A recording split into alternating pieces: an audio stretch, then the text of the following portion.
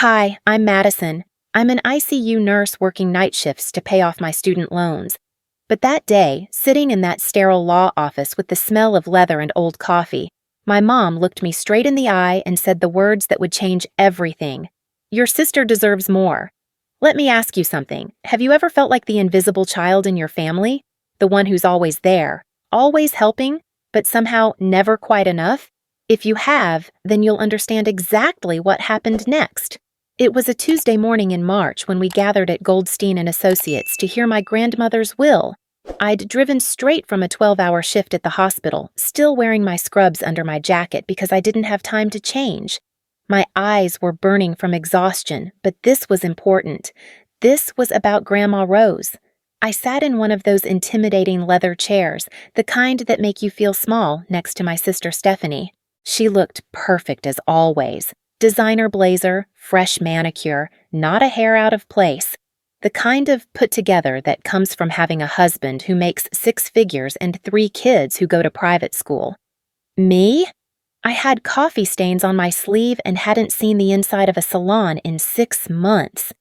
Mr. Goldstein, Grandma's lawyer for 30 years, adjusted his glasses and began reading. The room felt heavy, like the air itself was holding its breath. Mom sat across from us, her hands folded in her lap, wearing that expression she gets when she's made up her mind about something. To my beloved granddaughter Stephanie, Mr. Goldstein read, I leave my house at 1247 Maple Street, valued at approximately $800,000. My stomach dropped. The house where I'd spent every weekend for 2 years, cleaning, cooking, helping Grandma with her medications. The house where I'd slept on the couch during her worst days so she wouldn't be alone. But he wasn't done. And to Stephanie, I also leave the entirety of my savings account, currently valued at $215,000. The words hit me like a physical blow.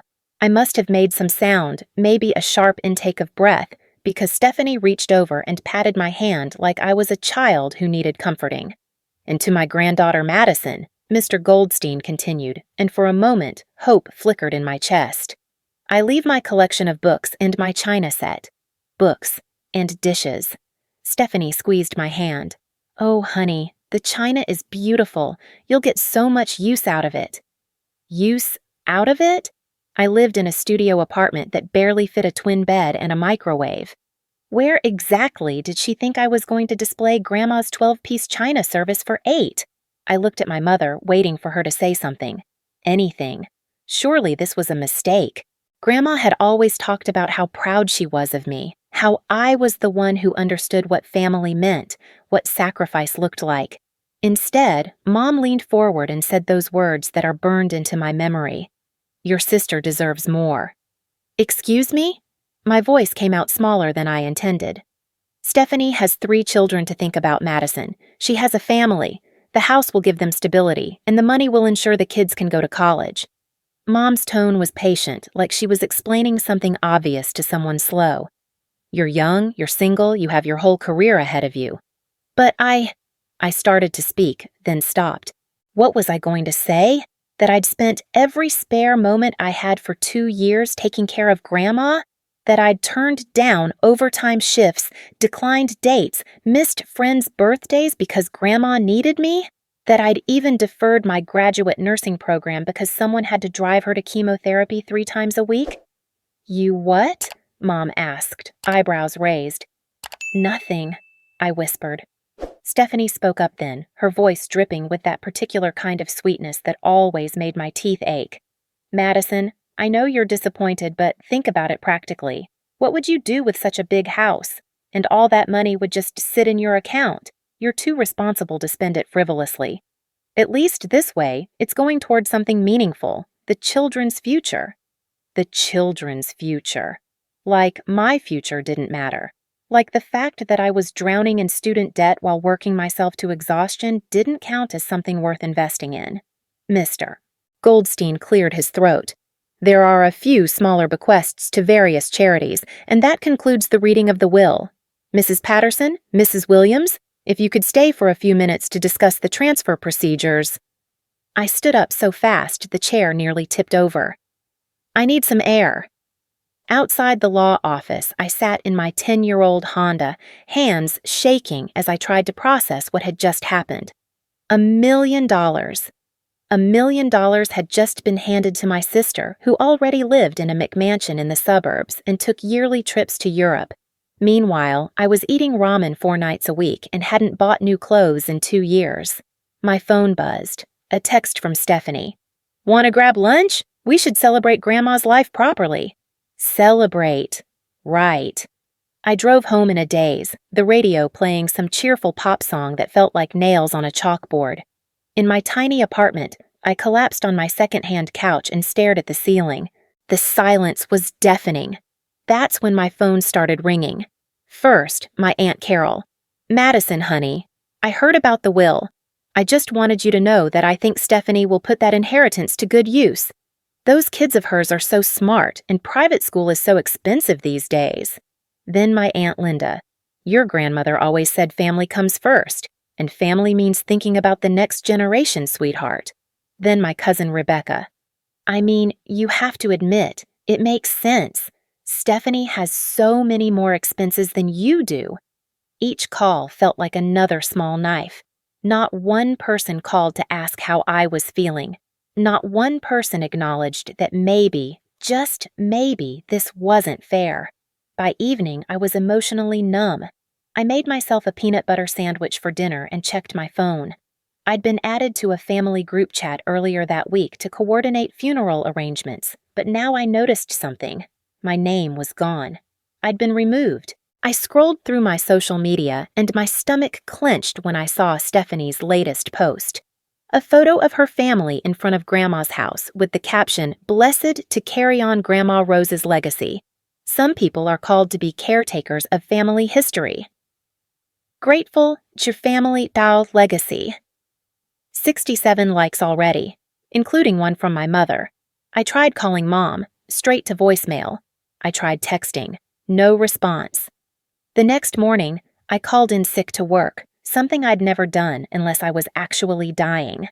I drove to Stephanie's house and rang the doorbell. Through the glass, I could see her perfect foyer with its crystal chandelier and family photos arranged just so. She opened the door wearing yoga pants that probably cost more than my monthly grocery budget. "Madison, what a surprise. Can we talk?"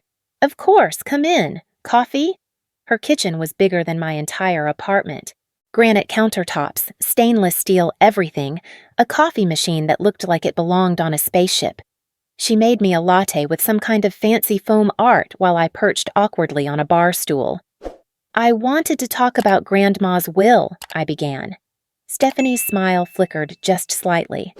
"Oh, Madison, I was hoping you weren't going to be difficult about this." Difficult. "I just think there might have been some misunderstanding. Grandma always talked about—" "About what? You spending time with her?" Stephanie set down her mug a little too hard. "Madison, we all appreciated how much you helped out, but let's be realistic here. I was building my family, creating the next generation. That's what mattered to Grandma. That's what should matter to anyone with sense. I turned down grad school to take care of her. That was your choice. No one asked you to do that. She had cancer, Stephanie. She had plenty of home health aides. You just like playing the martyr." The words hit me like ice water. "Playing the martyr? Come on, Madison. You've always been dramatic. Ever since we were kids, you've acted like you have it so much harder than everyone else. Poor Madison, working so hard. Poor Madison, all alone. Poor Madison, always sacrificing." She rolled her eyes. "It gets old." I stared at her. This was my sister, the same person who used to braid my hair and sneak me cookies when Mom said I couldn't have dessert.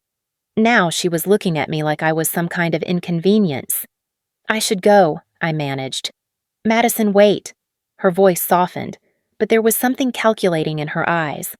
"Look, I know this is an adjustment, but you're young, you're smart, you'll figure it out. And hey, if you ever really need help with something big, like a down payment on a place or whatever, we can talk about it. Family helps family, right? Family helps family, unless you're the family member who doesn't count." I drove home with her words echoing in my head, playing the martyr, dramatic, always acting like I had it harder. That night, I couldn't sleep. I kept thinking about Grandma's last weeks when she was too weak to get out of bed but still worried about being a burden. I'd hold her hand and tell her she wasn't, that I was happy to be there, that this was what family did for each other. "You're such a good girl, Madison," she'd whisper.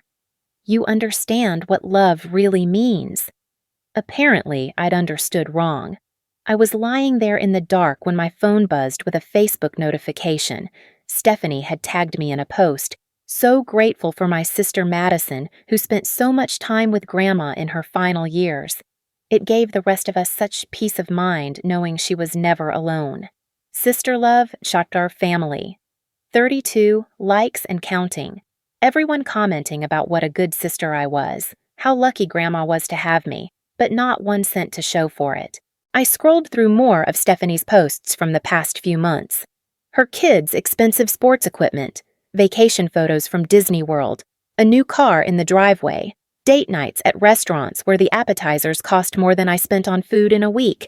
And here I was, in my studio apartment with the leaky faucet and the neighbors who played music until 3 a.m., wondering how I was going to make next month's rent. The unfairness of it hit me all over again. But this time, something else came with it. A memory.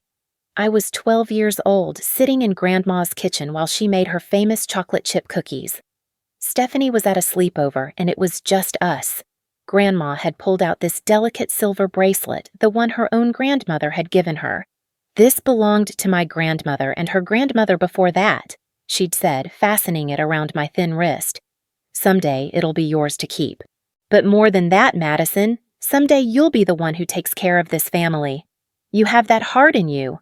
I can see it." The bracelet had felt heavy on my 12-year-old wrist, heavy with history and responsibility. I'd worn it every day until I got older and started worrying about losing it. Then I'd carefully put it away in Grandma's jewelry box for safekeeping. Stephanie's jewelry box now. I sat up in bed, my heart pounding. That bracelet meant something. It wasn't just jewelry, it was a promise.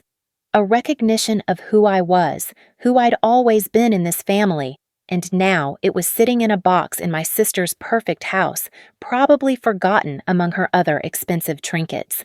The more I thought about it, the more a cold anger started building in my chest. Not the hot, explosive kind that makes you say things you regret. The quiet, calculating kind that makes you very, very careful about your next move. Because here's what my family had forgotten about the quiet, responsible one. When you spend your whole life being careful, being thoughtful, being the one who thinks things through, you get very good at seeing patterns, at remembering details, at knowing exactly where all the important things are kept. And I was starting to remember some very important details indeed. The anger that had been simmering in my chest for 3 weeks finally gave me the clarity I needed. If my family thought I was just going to quietly disappear and accept their version of events, they were about to learn exactly how wrong they were. I called in for a personal day at the hospital, something I'd earned after working double shifts for the past month to distract myself from this mess. Instead of wallowing, I was going to do what nurses do best: investigate, document, and build a case.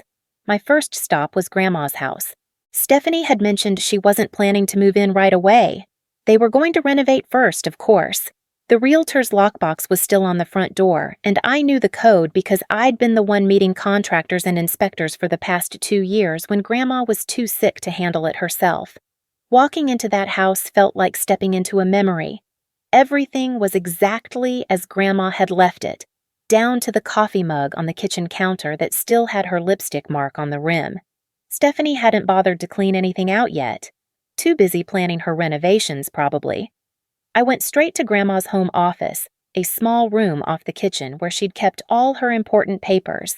The filing cabinet was old but meticulously organized. Grandma had been a teacher for 40 years. She knew the value of keeping good records. In the folder marked Medical 2021-2023, I found what I was looking for: stack after stack of hospital bills, insurance statements, and receipts. But it wasn't just the papers that made my hands shake. It was the handwriting in the margins. Grandma's careful script noting payment dates, insurance claim numbers, and in many cases, A simple notation, Madison paid balance. I pulled out my phone and started photographing everything. The $847 ambulance bill from her first cancer scare. Madison paid balance. The $2,100 for the home health aid during her recovery from surgery. Madison paid balance. The $15,000 that insurance didn't cover for her specialized treatment. Madison paid balance. Page after page, month after month. 2 years of financial documentation that told a very different story than the one my family was telling themselves. As I photographed each document, I started adding up the numbers in my head. Then I stopped and pulled out my calculator app because the total seemed impossible. But it wasn't impossible. It was $89,247. $89,247. Nearly $90,000 that I'd paid out of my own pocket. Money from overtime shifts, money from my savings account, money I'd borrowed against my credit cards and student loans, money that had kept me awake at night worrying about how I'd ever pay it back. And not once had anyone in my family asked how I was managing it. Not once had Stephanie offered to help with the bills, even though her husband made more in a month than I made in 6. They'd all just assumed that because I was single, because I didn't have kids, my money was somehow less important. But the medical bills were just the beginning. In another folder, I found something that made my blood run cold. Email printouts. Grandma had been old-fashioned about most things, but she'd always printed important emails for her records. There, in a folder marked Legal Matters, were printed emails between Grandma and Mr. Goldstein dating back 8 months before she died. The first email was from Grandma to the lawyer. Harold, I need to update my will. After these past months, I see clearly who my true caretaker is. Madison has sacrificed so much for me, and I want to ensure she's provided for. I'd like to leave her the house and the majority of my savings. My hands were shaking as I photographed the email. There were more. Mr. Goldstein's response. Rose, I can certainly help you with that. However, I want to make sure you've thought this through carefully. Large inheritance decisions can sometimes cause family friction. Grandma's reply. Harold, I've been thinking about this for months. Madison has been here for every doctor's appointment, every treatment, every sleepless night when the pain was too much. She's put her own life on hold to care for me. Stephanie visits on holidays and sends cards, but Madison is the one who shows up. There were several more exchanges with Mr. Goldstein asking about her wishes and Grandma being very clear. Madison was to inherit the house and the bulk of the money. Stephanie would get the jewelry and some family heirlooms, but the major assets were meant for me. The last email in the chain was dated 6 weeks before Grandma died. This one was from Mr. Goldstein to Grandma. Rose, I understand your daughter Patricia has been in touch with you about your will. I want to remind you that this is your decision, and you shouldn't feel pressured to change anything unless you truly want to. Grandma's response. Harold, I know my daughter means well, but she doesn't understand the situation. She thinks I should leave everything to Stephanie because she has children, but Madison has given up so much for me. She needs this help more than Stephanie does. But then, 2 weeks later, there was a different email. This one was brief. Harold, I've decided to make some changes to my will after all. Please schedule an appointment for next week.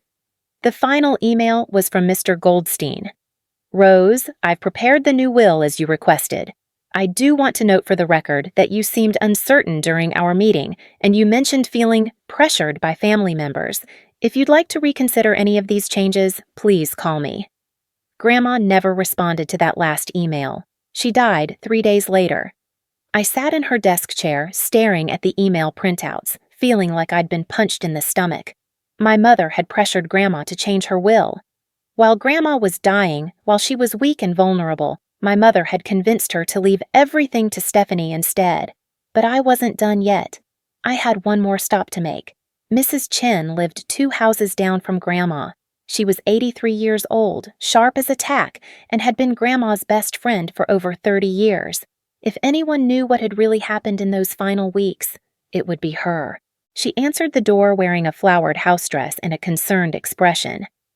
Madison, dear, I was wondering when you'd come by. I've been so worried about you since the funeral. Mrs. Chen, can I ask you something about Grandma's last few weeks? Her expression darkened. "Oh, honey, come in, come in.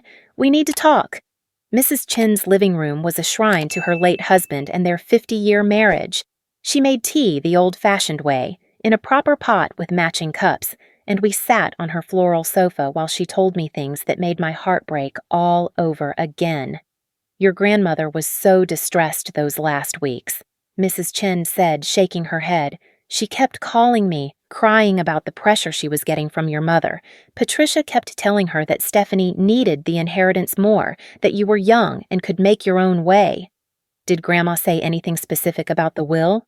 "Oh, yes. She was very upset about having to change it. She told me she'd originally left you the house because you were the one who'd truly taken care of her. But your mother kept coming over, day after day, telling her she was being unfair to Stephanie's children." Mrs. Chin reached over and patted my hand. "Your grandmother loved you so much, Madison. She used to brag about you constantly, how you'd given up so much to help her, how you were the only one who really understood what family meant. She felt terrible about changing the will, but she was so weak by then, and your mother just wore her down." "Did she ever record any of your conversations?" Mrs. Chin looked puzzled. "Record them? Oh, you mean like on her answering machine? She did have that old-fashioned machine that would pick up when we were talking sometimes. She was always complaining that she couldn't figure out how to turn it off properly." My heart started racing. "Do you know what happened to that answering machine?" "I assume it's still in her house, dear. She never threw anything away." I hugged Mrs. Chin goodbye and practically ran back to Grandma's house. In her bedroom, on the nightstand next to her landline phone, was an ancient answering machine that looked like it belonged in 1995, the kind that used actual cassette tapes. I rewound the tape and pressed play. At first, there was just the standard outgoing message in Grandma's voice, but then, about halfway through the tape, I heard something that made me sink onto her bed in shock. It was Grandma's voice, but she was clearly on the phone with someone. The machine had picked up in the middle of a conversation, like Mrs. Chin had said. "I just don't know what to do anymore, Helen. Patricia was here again today, going on and on about how Stephanie needs the money more than Madison. But Madison is the one who's been here. Madison is the one who sacrificed everything." Mrs. Chin's voice was faint but audible. "Rose, it's your money. You should leave it to whoever you want." "I know, but Patricia keeps saying I'm being unfair, that I'm playing favorites. Maybe she's right. Maybe I am being selfish." "Selfish? Rose, that girl has spent the last 2 years of her life taking care of you. She's exhausted herself and bankrupted herself to make sure you had everything you needed. If that's not love, I don't know what is." "Patricia says Madison chose to do all that no one asked her to." "And what does Patricia think love is, Rose? An obligation? Madison didn't take care of you because she had to. She did it because she loves you." There was a long pause, then Grandma's voice, smaller now. "I'm going to change the will, Helen. I can't take the pressure anymore, but I want you to know, I want someone to know, that this isn't what I really want. If Madison ever asks, if she ever wonders why, tell her I'm sorry. Tell her I know what she did for me, and I know what it cost her." The recording cut off there, but I sat in Grandma's bedroom for a long time, tears streaming down my face. She'd known exactly what she was doing and why, and she'd hated every minute of it. But she'd also left me a gift. She'd left me the truth. I spent the rest of the afternoon organizing everything I'd found. The medical bills, the emails, the recording. I made copies of everything and stored them both digitally and in hard copy. By the time I was done, I had a complete timeline of what had really happened, and it was devastating. On my way home, I stopped at Kinko's and had everything professionally copied and bound into a presentation folder, the kind of thing you'd use for a business proposal or a legal brief, because that's exactly what this was going to be. That night, I sat in my tiny apartment with all the evidence spread out on my kitchen table. For the first time in a month, I felt something other than hurt and confusion. I felt powerful. My phone buzzed with a text message. From Mom. "The electricity bill is due." I stared at that message for a long time. The electricity bill. At Grandma's house. The house that now belonged to Stephanie, who was apparently too busy planning renovations to handle basic utilities. The same utilities I'd been paying for the past 2 years while I took care of Grandma. I didn't respond right away. Instead, I spent a week watching my family's social media posts, their daily routines, their complete lack of awareness that anything was wrong. Stephanie posted photos of paint samples for Grandma's house renovation. Mom shared inspirational quotes about family values. My aunts liked and commented on everything, still playing their roles in the family mythology where Stephanie was the responsible one and I was just, what had Stephanie called me? Dramatic. Finally, 7 days after Mom's text, I responded, "I'll be at Easter dinner." Easter dinner at Mom's house was a family tradition going back decades. The whole extended family would be there. Aunts, uncles, cousins, everyone. It was also the first family gathering since the will reading, which meant it would be the first time I'd seen any of them since that awful day in the lawyer's office. Perfect. I showed up at Mom's house carrying a leather portfolio and wearing the nicest dress I owned, a simple black sheath that I'd bought for job interviews. I'd even gotten my hair done, something I hadn't done for myself in over a year. I wanted to look professional, serious, unshakable. The house was full of the usual chaos. Kids running around, adults clustered in conversations, the smell of ham and green bean casserole filling the air. For a moment, walking into that familiar warmth, I almost lost my nerve. Then I saw Stephanie. She was holding court in the living room, showing everyone pictures on her phone of renovation plans for our new house. Our new house, as if she'd had anything to do with making it livable for the past 2 years. "Madison!" Mom's voice was artificially bright. "I wasn't sure you were coming." The room got quiet. Everyone turned to look at me, and I could feel the weight of their expectations. They wanted me to be the same old Madison, quiet, accommodating, grateful for whatever scraps of attention they threw my way. Instead, I set my portfolio down on the coffee table and opened it. "Before we eat," I said, my voice carrying clearly through the room, "I think there are some things everyone should know about Grandma's will." Stephanie's smile faltered. "Madison, let's not what?" I pulled out the first stack of papers. "Let's not talk about the $89,000 I spent on Grandma's medical care over the past 2 years. The room went dead silent. I started laying out the hospital bills one by one on Mom's coffee table. "This is the bill for her first surgery. $2,100 that insurance didn't cover. I paid it." Another bill. "This is for her home health aid. $3,800. I paid it." Another. "This is for her specialized cancer treatment. $15,000. I paid it." More bills, more payments, a paper trail of sacrifice that covered Mom's entire coffee table. "Madison," Mom said, her voice warning, "this isn't appropriate." "Inappropriate?" I looked at her directly. "What's inappropriate is pressuring a dying woman to change her will." I pulled out the printed emails and started reading them aloud. Grandma's original intentions. Her desire to leave me the house and the money, the lawyer's concerns about family pressure, and then the emails showing how that pressure had worked. By the time I finished reading, the room was so quiet you could have heard a pin drop. Stephanie was staring at the papers like they might bite her. "And finally," I said, pulling out my phone and connecting it to Mom's Bluetooth speaker, "there's this." I played Mrs. Chen's recording. Grandma's voice filled the room, talking about the pressure, the guilt, the knowledge that she was going against her own wishes because she couldn't take the constant manipulation anymore. When the recording ended, I looked around the room at my family. My aunts were staring at their plates. My uncle was studying his hands. My cousins had found sudden interest in their phones. "Madison?" Stephanie said finally, her voice smaller than I'd ever heard it. "I didn't know—" "You didn't know what? That I was paying for everything? Or that Grandma didn't want to leave you the inheritance?" "I didn't know about the medical bills." "Because you never asked." I started gathering up the papers. "Not once in 2 years did any of you ask how I was managing to pay for Grandma's care. You just assumed that because I don't have a husband or kids, my money doesn't matter." Mom finally found her voice. "Madison, you're making this much more dramatic than it needs to be." "Dramatic." I laughed, but there was no humor in it. "You know what's dramatic, Mom." spending every dime I had to keep Grandma comfortable and safe, then watching you pressure her to leave everything to the daughter who couldn't be bothered to visit unless it was a holiday. I closed the portfolio and stood up. Mrs. Chen is outside in her car. She wanted to come in and tell everyone exactly what Grandma said about this situation, but I told her it wasn't necessary. She's already given a statement to Mr. Goldstein about the pressure Grandma was under. The color drained from Mom's face. A statement? A legal statement about undue influence on a vulnerable elderly person.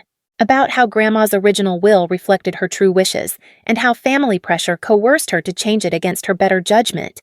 I walked toward the door, then turned back. Oh, and Mom? About that electricity bill you texted me about? Those utility bills are Stephanie's responsibility now. She deserves more. Remember? That includes more bills. I let myself out, leaving my family sitting in stunned silence around a table full of food that no one was going to eat. In the driveway, Mrs. Chen was indeed waiting in her car. I knocked on her window and she rolled it down. "How did it go, dear?" "Exactly as planned." She smiled and patted my hand through the window. "Your grandmother would be proud of you for standing up for yourself." "Mrs. Chen, I have something for you." I reached into my purse and pulled out Grandma's silver bracelet, the one I'd retrieved from Stephanie's house the day before, using the spare key I'd never returned. Grandma always said this should go to the granddaughter who understood what family really meant. Mrs. Chen's eyes filled with tears as she helped me fasten the bracelet around my wrist. It felt heavy, just like it had when I was 12. But this time, I understood what that weight really was. It wasn't just history, it was truth. And truth, I'd learned, was worth fighting for. 3 days later, I got a text from Stephanie. "Can we talk? I want to make this right." I looked at the message for a long time before I responded. The only way to make this right is to acknowledge what really happened, and to stop pretending that sacrifice doesn't count when it comes from the wrong daughter. She never responded to that, but a week later, I got a call from Mr. Goldstein.